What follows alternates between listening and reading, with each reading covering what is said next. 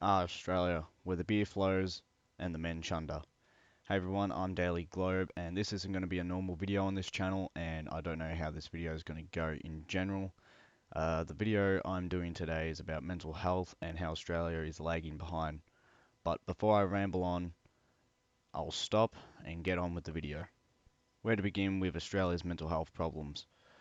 Many words can describe it, i.e. useless, unreliable, and utterly broken. I've many friends, associates, and even family members I've known throughout my life that have or still do suffer from some sort of mental health problem, which affects their daily life, and I've seen it destroy lives, change people.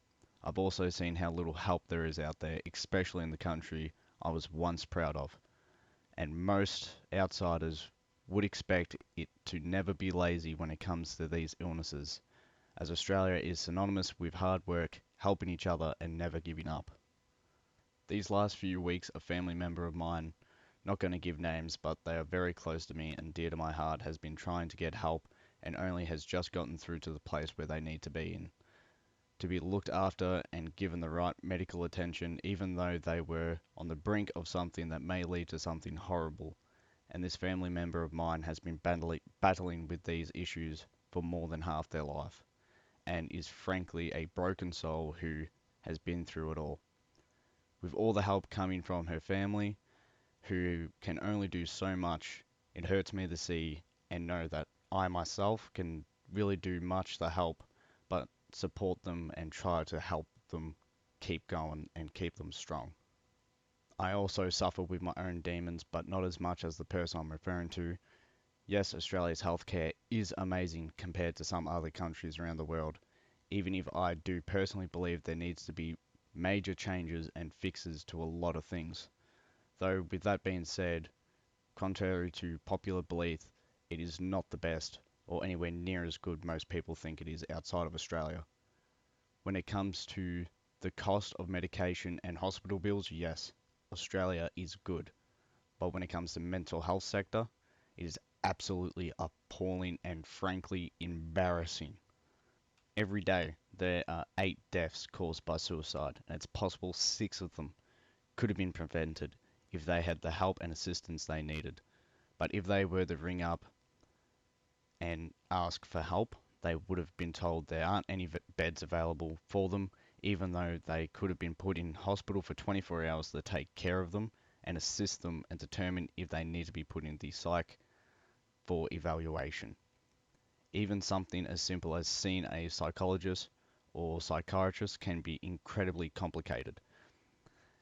Over the top difficulty, and most of the time you need multiple referrals from a doctors to even get your foot in the door, let alone get the help that might prevent you or a loved one from being 6 feet under. I get sometimes, yes, they might not be able to help at that time, because let's be honest, the hospitals and mental health sector is flooded with patients or people needing assistance, but at least help them saying come in and we can talk to you about what's going on and work something else out would be more than fine. But sadly, it's easier said than done. Imagine that person wasn't really strong enough to ring in the first place or even mentally sound. They aren't going to fight and keep ringing.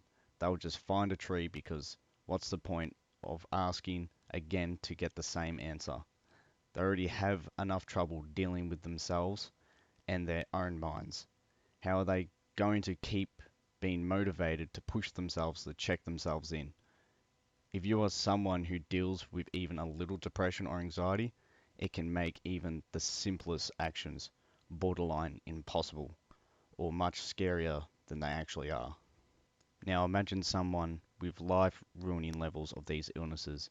Now imagine things like schizophrenia, extreme borderline personality disorder, or bipolar disorder, or anything like that.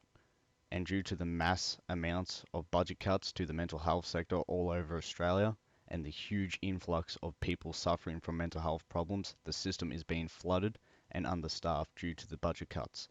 The government shouldn't be trading off the mental health sector budget to other services like NDIS, which is for people with disabilities and has a smaller percentage than what the mental health percentage is from 2016 to 2019. I understand that NDIS also needs budget, but in 2016, the budget for the mental health sector was 9.1 billion a year, now has been dropped to 3 billion a year, giving NDIS 6 billion to a smaller percentage of people. And to see these cuts go to NDIS is mind-blowing. By removing $6 billion from the mental health budget is appalling and frankly messed up. People who are now more likely to kill themselves than they were 5 years ago. And it might sound horrible to say, but do you blame them?